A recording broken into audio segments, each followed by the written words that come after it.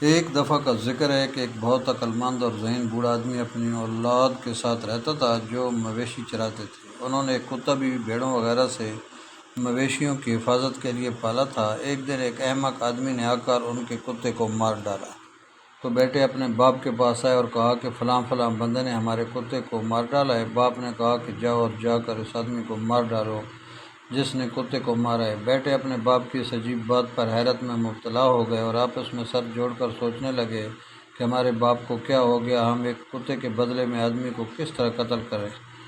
انہوں نے اپنے باپ کی اس بات کو نظر انداز کیا اور اپنے کاموں میں مشغول ہو گئے۔ چند ماہ بعد چور آئے اور ان کے سارے مویشی چرا کر لے گئے۔ بیٹے پھر اپنے باپ کے پاس آئے، کہا کہ ہمارے سارے مویشی چوری ہو گئے ہیں۔ بوڑھے باپ نے کہا کہ جاؤ اور جا کر اس آدمی کو مار ڈالو جس نے کتے کو مارا ہے۔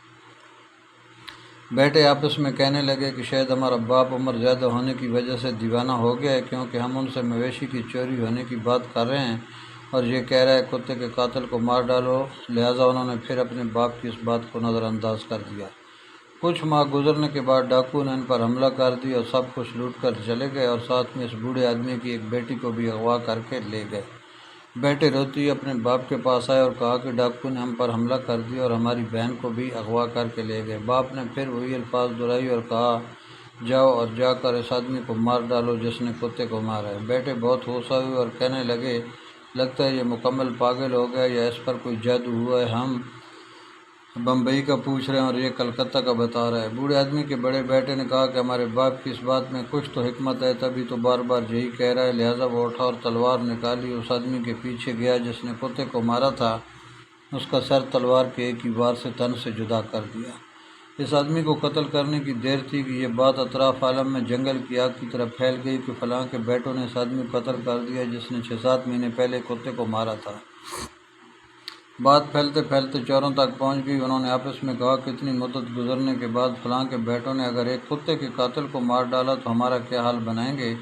ہم تو وہ لوگ ہیں جنہوں نے ان کے مویشیوں کو چرایا، چنانچہ راتوں رات وہ تمام مویشی لا کر چپکے سے ان کے گھر میں باندھ دیے۔